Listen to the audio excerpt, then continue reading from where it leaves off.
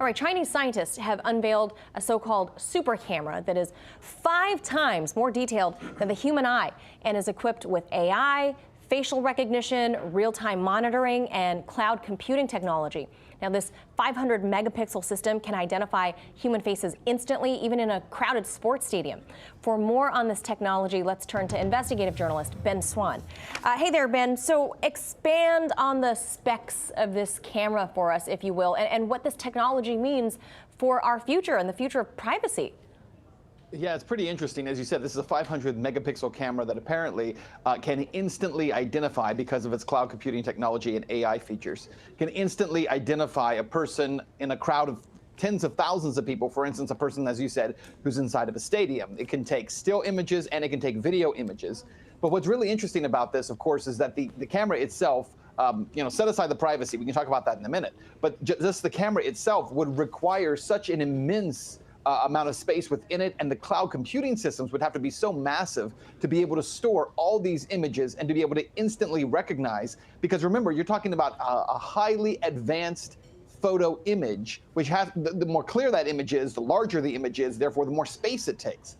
So it would have to be a massive cloud computing system to be able to store all these images in such detail that this camera would work. But it is not inconceivable by any means, because the Chinese obviously have massive databases holding images of their citizens.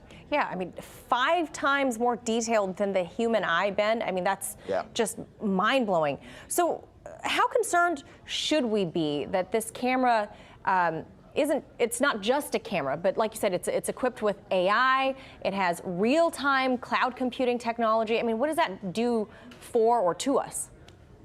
Well, it becomes instantaneous surveillance over everyone at all times in every location. That's essentially what is being created here, right? This camera, and by the way, this camera, of course, will not be the end of anything.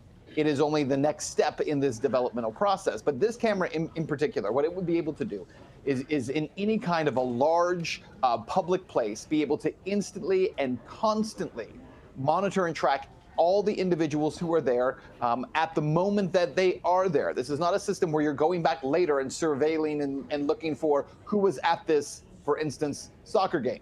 It would instantly know every single individual who was there at that moment, where they were sitting and what they were doing. So, when you start to take this same technology and you expand it out into the public sphere, it means that at least in China, that there is no place you would be able to be in a public place where you're not being monitored in real time. And where your location is absolutely known. Now, I guess on the other side of this, though, Ben, couldn't that help a lot in the way of preventing potential crimes or maybe a terror attack? I don't think necessarily it could, because we rarely know who the terrorists are until after they've attacked. We don't know who the criminals are until they've committed a crime. So what this does is it leans into the concept of pre-crime. We look for certain people and we try to anticipate what they're going to do, and we try to stop them before they do what they're going to do. But the problem with pre-crime is it also assumes motivation. It assumes that you know the thoughts and the actions of somebody who's going to commit this crime. And so instead what it does is it surveils everyone all the time. And the bottom line is, Manila, there's a misnomer in this idea that these kinds of monitoring systems and surveillance systems stop crimes from happening. I mean, we have cameras in our country, massive surveillance systems that are set up through police departments, but also through the private sector. Massive numbers of cameras that are recording people at all times. Those cameras don't prevent crimes. They merely help to indict those who may have committed the crime. They don't stop it from happening. Right, absolutely. I mean, I have monitoring all over my house all the time, which, the camera could probably be hacked. But should, my car be stolen out of my driveway, then we'd be able to see possibly who did it. But Ben, what about in the event of hacking this cloud memory that it's tied to? How do you see this playing out, like 10 years from now, when everybody, all these different countries, they have this camera, like we just discussed the other day about drones, that, it's just expanded to 100 countries.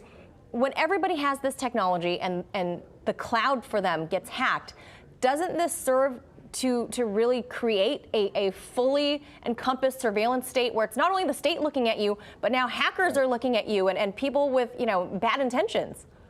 Without question. That's where it all goes. I mean, there's no question that, as we said with drones the other day, you're right, 10 years from now, what we talk about happening in one country will be happening in 100 countries. 10 years from now, it won't just be nation states that are doing this, but it will also be private groups. We talked about with the drones, for instance, you have paramilitary groups, you have drug cartels who now have that kind of technology. Well, that will be true in these cases as well. Everything the state creates to monitor its population means that you're giving access to, as you said, hackers and criminal organizations to also monitor that population. So it never stays within one group. It never stays within one nation. The technology, the biggest fear about it too, Manila, is the acceleration with which the technology is coming. It's not that it's 30 or 40 or 50 years down the road. We're talking about 3, 4, 5 years down the road. Yeah, as they say, Ben, technology doesn't take steps, it takes leaps. So, all right, so it's coming. Ben Swan, as always, appreciate your take. Thank you. Mila, thanks. Hey YouTube, thanks for checking out our channel. We hope you enjoyed the video. We have tons of content for you just like this. For more of RT America's one-of-a-kind news and analysis, be sure to subscribe and never stop questioning more.